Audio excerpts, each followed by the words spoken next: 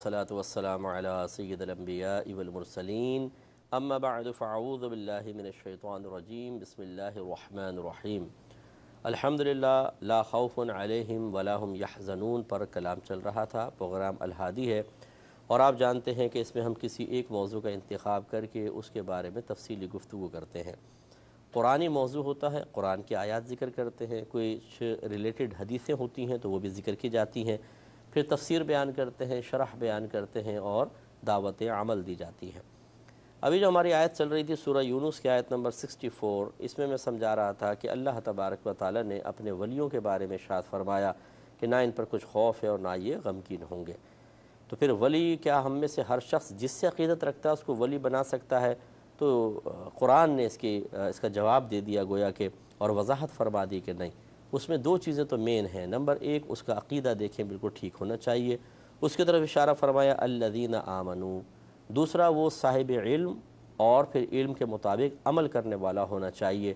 اس کے بارے میں اشارہ کیا وَكَانُوا يَتَّقُونَ سے، کہ میں نے آپ کو پچھلے پروگرام میں کافی تفصیل سے سمجھایا کہ وہ یتقون یعنی وہ تقوی اختیار کرتے ہیں، یہ یتقون کا معنی، لیکن اس میں قانون داخل ہو جائے گا تو پھر یہ ماضی استمراری بن جائے گا، اور اس کا مطلب یہ ہے کہ وہ پورے زمانہ ماضی میں تقوی اختیار کرتے رہے تھے۔ یعنی ایسا نہیں ہے کہ 2 دن کا شوق، 3 دن کا موڈ اور 1 دن کا جذبہ اس کی وجہ سے کوئی عمل کیا، ایسا نہیں، بلکہ لگاتار ان کا عمل دائمی ہوتا تھا اور ہوتا ہے۔ اللہ کے ولی کبھی بھی کوئی عمل ترک نہیں کرتے ہیں، یعنی جو فرائض ہیں، واجبات ہیں، سنن مؤکدہ ہیں، اس پہ سختی سے عامل ہوتے ہیں، اور حرام، مکروہ تحریمی اور ترک سنت مؤکدہ اس میں بہت زیادہ احتیاط کرتے ہیں، ان کا ارتکاب نہیں کرتے ہیں۔ باقی پھر آگے کے جو مستحبات وغیرہ ہیں اور خلاف اولیٰ چیزوں سے بچنا، یہ پھر ضمناً وہ بھی اس میں بھی کرتے رہتے ہیں۔ اس کی بھی میں ایک حدیث ابھی آج آپ کو انشاءاللہ سناؤں گا۔ تو باعمل جو شخص ہوگا اور باعلم، یہ اللہ کا ولی ہو سکتا ہے۔ میں نے آپ کو سمجھایا تھا کہ تقوی اسی وقت حاصل ہوگا کہ جب انسان تمام جسمانی اعضاء کے سلسلے میں، اللہ کی نعمتوں کے سلسلے میں جائز اور ناجائز کا علم سیکھے۔ کیا دیکھنا جائز ہے، کیا ناجائز، پھر جائز کو دیکھے، ناجائز سے بچے، یہ اس کو نگاہوں کا تقوی حاصل ہو گیا۔ اسی طرح ذہن کا تقوی ہوتا ہے، زبان کا ہوتا ہے، کانوں کا ہوتا ہے، ہاتھوں کا ہوتا ہے، ستر کا ہوتا ہے، قدموں کا ہوتا ہے، صحبت کا تقوی ہوتا ہے۔ پیسہ کمانے کے سلسلے میں تقوی درکار، خرچ کرنے کے سلسلے میں بہت ساری چیزیں، ان سب میں وہ پرفیکٹ ہوتا ہے۔ تو لہٰذا یہ مسلمہ قاعدہ اور اصول لکھا ہے ہماری عقائد کی کتابوں میں، کوئی جاہل اللہ کا ولی نہیں ہو سکتا، اور یہ گارنٹی سے ہم آپ کو کہتے ہیں کوئی جاہل کبھی صاحب تقوی نہیں ہو سکتا، اس لیے کہ جاہل آدمی تقوی کے رنگ میں بعض اوقات ناجائز کو جائز اور جائز کو ناجائز کہہ رہا ہوتا ہے۔ کبھی ایسا ہوتا ہے کہ ناجائز بڑا معمولی سا ہوتا ہے، یعنی خلاف مستحب، نہ کریں تو اچھا ہے لیکن کریں تو گناہ نہیں، لیکن وہ اس کو حرام کے درجے تک پہنچا دیتے، نہیں نہیں یہ کرنا بہت برا ہے، جو ایسا کرے گا یوں ہو جائے گا، یوں ہو جائے گا۔ یہ کیا ہے؟ اگر ایک شریعت نے ایک کام کو کہا ہے کہ بھی نہ کرو تو بہتر ہے لیکن کر لو تو کوئی گناہ نہیں، آپ کون ہوتے ہیں یہ کہنے والے کہ اگر کرو گے تو گناہ گار ہوگے؟ اس کا مطلب ہے آپ شریعت کا انکار کر رہے ہیں، آپ شریعت پہ افتراء کر رہے ہیں۔ لہٰذا جاہل کبھی بھی اللہ کا ولی نہیں ہو سکتا۔ دوسرا، اس کے عمل میں دوام، استمرار، اچھے عمل میں ہمیشہ کی ہوگی۔ یہ نہیں کہ جیسے ابھی میں نے کہا کہ کبھی کیا کبھی نہیں کیا، نہیں، بلکہ اگر کوئی اللہ کا ولی کوئی معاذ اللہ ثم معاذ اللہ ولایت کے حصول کے بعد بھی کوئی گناہ کبیرہ کر لے یا صغیرہ گناہ لگاتار کرے، درجہ ولایت سے اس کو ہٹا دیا جائے گا اور اس کی ولایت سلب ہو جائے گی۔ تو اللہ تعالیٰ نے بھی ان کے لیے انعام کیا بیان فرمایا کہ لہم البشریٰ فی الحیات الدنیا وفی الآخرہ، ان کے لیے دنیاوی زندگی میں خوشخبری ہے۔ وہ یوں ہوتا ہے کہ ان کو جب وقت فوت ہونے لگتے ہیں تو اللہ تعالیٰ ان کو خوشخبری دیتا ہے فرشتوں کے ذریعے کہ بالکل بے فکر ہو کہ دنیا سے جاؤ، تمہارے گھر والوں کی حفاظت ہم کریں گے۔ تو فرشتے گھر والوں کی حفاظت کرتے ہیں، یہ ان کو دنیا میں ایک بشارت ملتی ہے۔ پھر جب آنکھیں بند ہو جاتی ہیں تو پھر آخرت میں اس کو بشارتیں شروع ہو جاتی ہیں، عین موت کے وقت بشارتیں، پھر قبر کے اندر منکر نکیر بشارتیں دیتے ہیں، پھر میدان محشر میں فرشتے ان کو خوشخبریاں دیتے ہیں جنت کی۔ تو اس طرح ان کی زندگی بڑی پیاری گزرتی ہے۔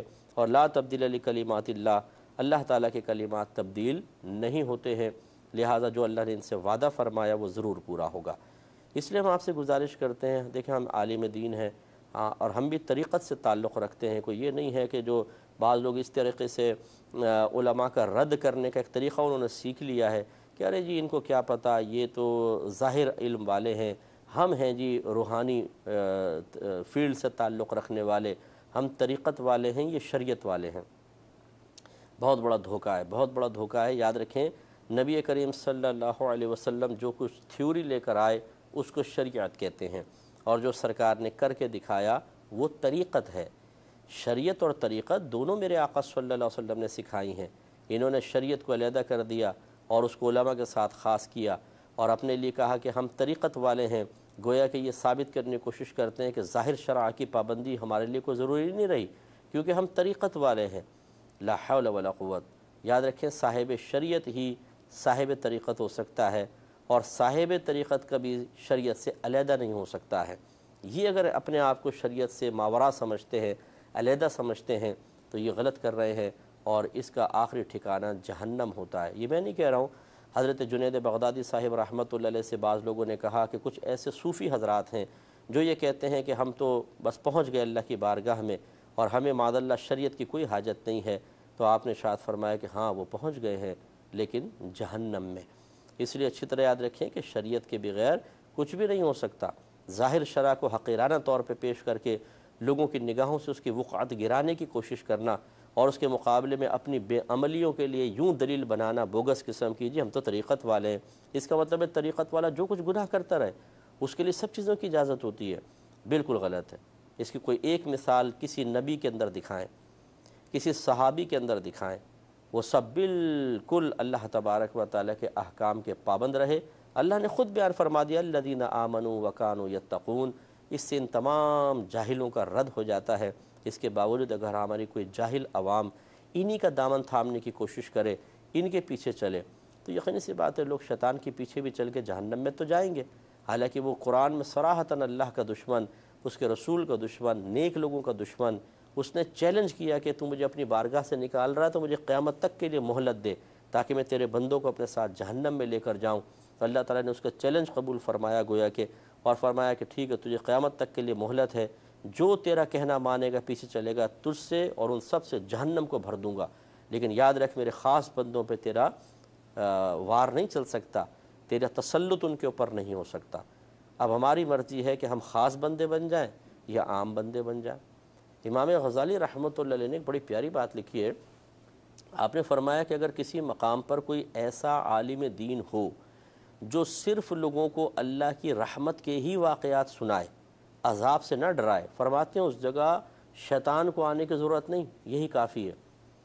وجہ کیا ہے کہ جب وہ صرف رحمت کے واقعات بتائے گا، ارے بھئی اللہ بڑا رحیم ہے وہ بخش دے گا، اور واقعات سنا رہے ہیں دیکھو فلاں کے ساتھ ایسا ہوا، بڑا گناہ گار تھا اس کو بخش دیا، تو لوگ گناہوں پر دلیر ہو جائیں گے، اللہ تعالیٰ کی رحمت کا ناجائز یقین دل میں پیدا ہوگا، اور پھر وہ تباہ و برباد ہو جائیں گے۔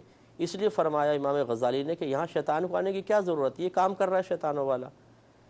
تو یہ تو وہ شخص ہے کہ جو صرف اللہ کی رحمت کے واقعات سنا رہا ہو۔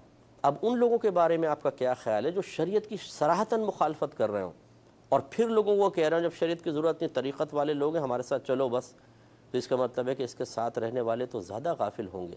اس لیے آپ دیکھیں کہ ان کے ساتھ رہنے والے چرسیں پی رہے ہیں، شرابیں پی رہے ہیں، عورتوں کے ساتھ معاملات ہیں، گالیاں بک رہے ہیں، ناچ گانے دیکھ رہے ہیں، سب کام کر رہے ہیں، لیکن کیا جی وہ آستانے سے وابستہ ہیں، ہم فلاں آستانے سے۔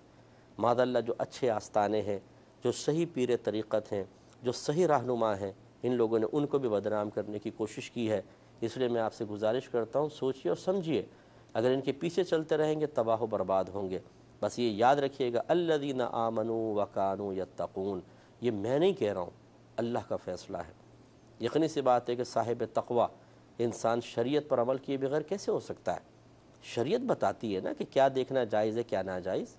اس طریقت والے کو جو اس طرح کی باتیں کرے اسے ہمارے سامنے بٹھائیں، میں اسے چند کویسچن کرتا ہوں، اس کی طریقت کا سارا نشہ انشاءاللہ نہ نکلے تو فقیر کا نام بدل دیجئے گا۔ یہ غلط طریقہ کار ہے کہ یہ کہنا کہ یہ علماء ظاہر اور ہوتے ہیں اور ہم تو طریقت والے ہیں۔ آپ کو معلوم ہے کہ سیدنا شیخ عبد القادر جیلانی رضی اللہ تعالی عنہ 18 سال کی تقریباً عمر میں اپنے گھر سے علم دین سیکھنے کے لیے چلے تھے۔ امی جان سے اجازت لی تھی، باقاعدہ اشارہ خداوندی ہوا تھا، اور آپ گھر چھوڑ کر گئے، پھر وہاں بغداد پہنچے ہیں، پھر وہاں باقاعدہ علم دین سیکھا ہے، پھر اپنا مدرسہ قائم کیا ہے، پھر سینکڑوں طالب علم آپ کے پاس پڑھتے تھے، آپ ایک بہت بڑے مفتی تھے، یاد رکھیں مفتی تھے، بہت بڑے عالم اور بہت بڑے مفتی۔ آپ کے صاحبزادے فرماتے ہیں کہ جب کبھی عراق میں کوئی مسئلہ آتا، بغداد میں کوئی مسئلہ آتا اور مفتیان کرام بعض اوقات عاجز آ جاتے تو پھر ہمارے والد صاحب کی خدمت میں وہ استفتاء پیش کیا جاتا اور آپ فوراً مسئلے کو حل کر دیا کرتے تھے۔ مفتی شیخ عبد القادر جیلانی، علامہ شیخ عبد القادر جیلانی، یہ بھی ساتھ لکھنا چاہیے۔ آپ بہت بڑے عالم، بہت بڑے مفتی تھے۔ اب ان سے پوچھیں جو طریقت کو کھیل بنا رہے ہیں کہ اگر شریعت کا کوئی اعتبار نہ ہوتا اور طریقت والوں کو شریعت سیکھنے کی یا سمجھنے کی ضرورت نہ ہوتی تو پھر تمام ولیوں کے سردار شیخ عبد القادر جیلانی رضی اللہ تعالیٰ عنہ کیوں علم دین سیکھنے گئے، کیوں ظاہر شریعت کو سیکھا اور کیوں تا حیات ظاہر شرع کے پابند رہے؟ اس لیے اس بات کو سمجھیے اور ایسے لوگوں سے اپنا دامن چھڑانے کی کوشش کریں، ورنہ یہ خود تو تباہ ہوئے ہیں، دوسروں کو بھی تباہ کر دیں گے۔ دو حدیثیں عرض کرتا ہوں۔ ایک پہلی حدیث بڑی امپورٹنٹ، نبی کریم صلی اللہ علیہ وسلم نے ارشاد فرمایا آخری زمانے میں علم اٹھا لیا جائے گا، لیکن ایسا نہیں ہوگا کہ سینوں سے کھینچ لیا جائے، بلکہ علماء جلد جلد فوت ہوں گے اور کوئی ان کی جگہ لینے والا نہیں ہوگا، تو لوگ جاہلوں کو اپنا رہنما بنا لیں گے اور ان سے مسئلہ معلوم کریں گے اور وہ جاہل غلط مسئلہ بتا کر خود بھی ہلاک ہوگا اور ان کو بھی ہلاک کرے گا۔ بتائیے مسئلہ جو بتایا جاتا ہے وہ طریقت سے بتاتے ہیں یا ظاہر شرع سے بتاتے ہیں؟ تو نبی کریم صلی اللہ علیہ وسلم نے فرمایا جاہلوں کو لوگ رہنما بنائیں گے علماء کے فوت ہونے۔ اس کا مطلب ہے ہدایت کا کام علماء کے ہاتھ میں ہے، تا حیات علماء ہی ہدایت فراہم کرتے رہیں گے، علماء ہی میں سے صاحب طریقت ہوتے ہیں، صاحب شریعت، صاحب طریقت، اور پھر وہ صاحب معرفت اور صاحب حقیقت بنتے ہیں۔ تو اس لیے ان سے رابطہ رکھیے۔ اب ایک حدیث، دوسری حدیث یہ دیکھیے، یہ بخاری شریف کی روایت ہے، حدیث نمبر 6502۔ حضرت ابو ہریرہ رضی اللہ تعالیٰ عنہ کہتے ہیں کہ نبی کریم صلی اللہ علیہ وسلم نے ارشاد فرمایا کہ اللہ تعالیٰ ارشاد فرماتا ہے کہ من عادی لی ولیا فقد آذنتہ بالحرب، جس نے میرے کسی ولی سے دشمنی کی، عداوت سے ہے، جس نے میرے کسی ولی سے دشمنی کی تو میں اس کے لیے اعلان جنگ کرتا ہوں۔ اب یہ اس طرح کی باتیں عوام کو سناتے ہیں، دیکھو جو اللہ کے ولی کے مقابل آئے گا اللہ تعالیٰ اس کے لیے اعلان جنگ کرتا ہے، اور پھر اشارہ یہ ہوتا ہے کہ مجھے پہلے مانو کہ میں اللہ کے ولی ہوں، جو میرے خلاف ہوگا اللہ تعالیٰ اس کے خلاف اعلان جنگ کرتا ہے۔ لیکن آگے یہ حدیث نہیں پڑھتے ہیں کہ آگے اللہ تعالیٰ کیا ارشاد فرما رہا ہے۔ اللہ تعالیٰ نے فرمایا کہ وَمَا تَقَرَّبَ إِلَيَّ عَبْدِي بِشَيْءٍ أَحَبَّ إِلَيَّ مِمَّا افْتَرَضْتُ عَلَيْهِ، اور نہیں قرب حاصل کر سکتا میرا بندہ کسی ایسی شے سے جو مجھے ان چیزوں سے زیادہ محبوب ہو جو میں نے ان پر فرض قرار دی ہیں۔ یعنی گویا کہ مفہوم یہ ہے کہ میرا بندہ فرائض سے زیادہ کسی شے سے میرا قرب حاصل نہیں کر سکتا۔ فرض نماز پڑھتا ہے، روزے رکھتا ہے، زکوٰۃ فرض ہو تو اس کو ادا کرتا ہے، حج فرض ہو جائے تو اسے کرتا ہے، جن چیزوں کا نہ دیکھنا فرض ہے وہ ان کو نہیں دیکھتا ہے، فرائض کے ذریعے میرا قرب حاصل کرتا ہے۔ اب یہ تو فرض ہی نہیں پڑھتے۔ میں ایک پیر صاحب کو دیکھا وہ نماز ہی نہیں پڑھ رہے، جب کویسچن ہوا کہ بھئی کیوں نہیں پڑھ رہے تو مریدین کہنے لگے کہ دیکھیں جی ہمارے پیر صاحب روحانی نماز پڑھتے ہیں، یہ فجر میں ہوتے ہیں مکے میں، ظہر میں ہوتے ہیں مدینے میں، عصر میں ہوتے ہیں بغداد، مغرب میں ہوتے ہیں داتا صاحب، اور عشاء میں ہوتے ہیں خواجہ صاحب کے پاس، وہاں نماز پڑھتے ہیں، پیر صاحب یہاں بیٹھے ہوئے ہیں۔ اب یہ نہیں دیکھیں لوگ اتنے بے وقوف قسم کے ہوتے ہیں کہ اس پر بھی کہتے ہیں اچھا، ارے واہ سبحان اللہ۔ ارے بھائی یہ نئی شریعت کہاں سے لے کر آئے آپ؟ کسی اللہ کے نبی نے ایسا کوئی تصور دیا ہو، کسی صحابی نے ایسا کیا ہو کہ وہ نماز کے ٹائم میں آنکھیں بند کر کے بیٹھے رہے اور کہا کہ میں تو وہاں جا کے نماز پڑھ رہا ہوں، مجھے ڈسٹرب نہ کرنا، اور 10 منٹ بعد آنکھیں کھول کے کہا ہو کہ الحمدللہ جی مکے میں نماز پڑھ کر آ گیا ہوں؟ ایسا کوئی آپ کو نظر نہیں آئے گا۔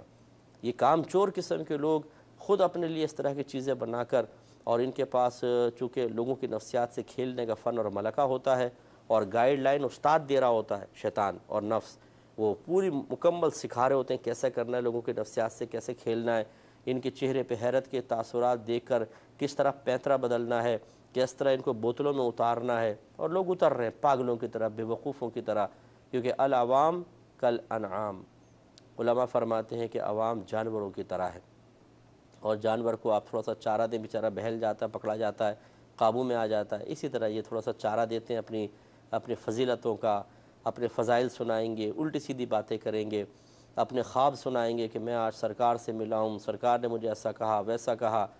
کوئی آپ بزرگوں کو نہیں دیکھیں گے اس طرح عجب خود پسندی اور اس طرح کے بڑے بڑے جملے اور بڑے بڑے دعوے اپنے بارے میں کرنا۔ یہ چھچورے قسم کے لوگ کرتے ہیں کہ جو اسی طریقے سے متاثر کر لیتے ہیں لوگوں کو اور اپنے قریب کر لیتے ہیں۔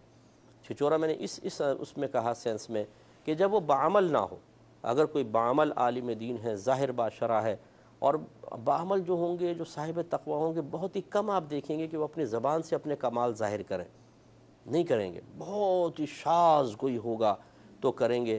یہ جو بے کمال قسم کے ہوتے ہیں، جعلی قسم کے ہوتے ہیں، یہ لوگوں کو متاثر کرنے کے لیے ہر 2 لمحے بعد اپنی فضیلت اور کمال کا کوئی نہ کوئی خود واقعہ بیان کر رہے ہوں گے، خواب گھڑ گھڑ کے سنا رہے ہوں گے۔ یہ غلط ہے۔ تو اللہ تعالیٰ نے ارشاد فرمایا کہ یہ فرض، میرا جو ولی ہوتا ہے، میرا بندہ جو ہوتا ہے، فرض سے زیادہ میرا قرب حاصل نہیں کر سکتا، اور مجھے سب سے زیادہ محبوب یہ ہے کہ وہ فرائض سے میرا قرب حاصل کرے۔ یہ فرض ہی پورا نہیں کر رہا ہو، کیسے مقرب بنے گا بھائی؟ اور جب مقرب نہیں بنے گا تو ولی کیسے بنے گا؟ اور جب ولی نہیں بنے گا پھر اپنے بارے میں یہ کہنا کہ جی ہم اللہ کے ولی ہیں، اور اللہ نے ہمارے بارے میں فرمایا ہے کہ جو کسی ولی سے عداوت کرے، دشمنی کرے، میں اس کے لیے اعلان جنگ کرتا ہوں۔ خوش فہمی ہے صاحب، یہ پھر آپ کو پتہ چلے گا انشاءاللہ میدان محشر میں، آپ کے وہاں طریقت خوب کام کرے گی، یہ سب دیکھیں گے۔ اور پھر اللہ تعالیٰ ارشاد فرماتا ہے کہ وَمَا يَزَالُ عَبْدِي يَتَقَرَّبُ إِلَيَّ بِالنَّوَافِلِ حَتَّى أُحِبَّهُ۔ اور پھر ارشاد فرمایا کہ فرائض پورے کرنے کے بعد ہمیشہ میرا بندہ نوافل کے ذریعے بھی میرا قرب حاصل کرتا رہتا ہے، یہاں تک کہ میں اس کو اپنا محبوب بنا لیتا ہوں۔ فَإِذَا أَحْبَبْتُهُ، پھر جب میں اس کو اپنا محبوب بنا لیتا ہوں، كُنْتُ سَمْعَهُ الَّذِي يَسْمَعُ بِهِ، تو پھر میں اس کی سماعت بن جاتا ہوں جس سے وہ سنتا ہے، وَبَصَرَهُ الَّذِي يُبْصِرُ بِهِ، اور اس کی بینائی آنکھ بن جاتا ہوں جس سے وہ دیکھتا ہے، وَيَدَهُ الَّتِي يَبْطِشُ بِهَا، اور میں اس کے ہاتھ بن جاتا ہوں جس سے وہ پکڑتا ہے، وَرِجْلَهُ الَّتِي يَمْشِي بِهَا، اور اس کے پیر بن جاتا ہوں جس سے وہ چلتا ہے۔ تو معاذ اللہ یہ نہیں ہے کہ اللہ تعالیٰ کان کی شکل میں بدل جاتا ہے، آنکھ یا ہاتھ، یا معاذ اللہ پیر بن جاتا ہے۔ مراد یہ ہے کہ جب اللہ تعالیٰ کسی کو اپنا درجہ قرب عطا فرمائے، اس کو اپنا محبوب بنا لے، درجہ ولایت پر فائز فرمائے، تو اس کے 2 مفہوم ہیں کہ میں اس کے ہاتھ، پاؤں یا آنکھ اور سماعت بن جاتا ہوں، یعنی پھر خاص حفاظت کرتا ہوں، گویا کہ اب آنکھ اس کی نہیں رہی، اب اللہ تعالیٰ استعمال فرماتا ہے تو وہ جائز میں استعمال ہوگا، ہر گناہ سے اللہ تعالیٰ اس کو محفوظ کر دیتا ہے۔ اور ایک مفہوم یہ ہے، ایک شرح اس کی یہ بیان کی گئی ہے کہ اللہ تعالیٰ اس کو عام لوگوں سے زیادہ طاقتیں عطا فرماتا ہے۔ ایک آدمی جہاں تک ہماری نگاہ جاتی جا سکتی ہے، اس کے بعد کچھ نظر نہیں آتا، جبکہ اللہ کے ولی ہزاروں میل دور تک اللہ کی عطا سے دیکھ سکتے ہیں، سن سکتے ہیں، تصرف فرما سکتے ہیں، لمحے بھر میں ہزارہ میل دور جا سکتے ہیں، طے الارض ان کو اللہ تعالیٰ عطا فرما دیتا ہے۔ اس پر انشاءاللہ مزید کلام کریں گے نیکسٹ پروگرام میں۔ وآخر دعوانا ان الحمد للہ رب العالمین۔